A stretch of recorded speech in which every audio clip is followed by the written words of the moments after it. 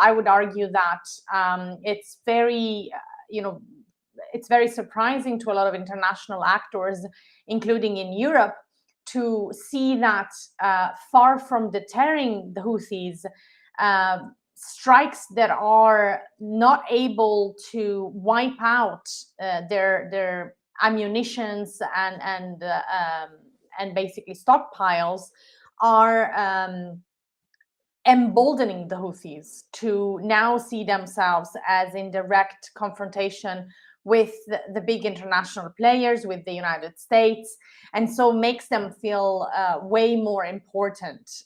So that, is very relevant, because they have, of course, gained a popularity beyond any point in the past few years, not just in Yemen, but in the wider region. And that's something that they're not going to give up very easily. Now, I concur with the analysis on Saudi Arabia. Definitely, there's been a very clear messaging. The Saudis have been quite clear with the US that they will not join the international maritime operations, at least not as full members. And that is because they have an understanding with the Houthis, and most importantly with Iran, that their assets, their tankers, their ships, their critical infrastructures will not be hit by the Houthis.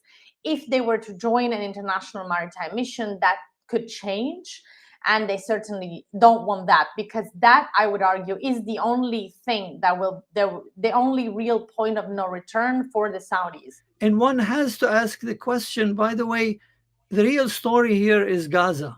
The real story of why the Houthis went into this is out of solidarity with the Palestinians of Gaza.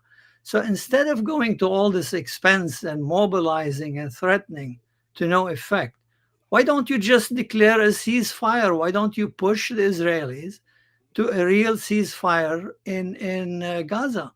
I mean, that would be more direct, it would be diplomatic, and it would have an effect. The Houthis have already said, hey, stop the attacks on the Palestinians and we will stop. We won't disrupt any shipping in the Red Sea. I don't know why there is no, I mean, it's a very common sense thing, but I think it seems to be something too much to expect out of the White House these days.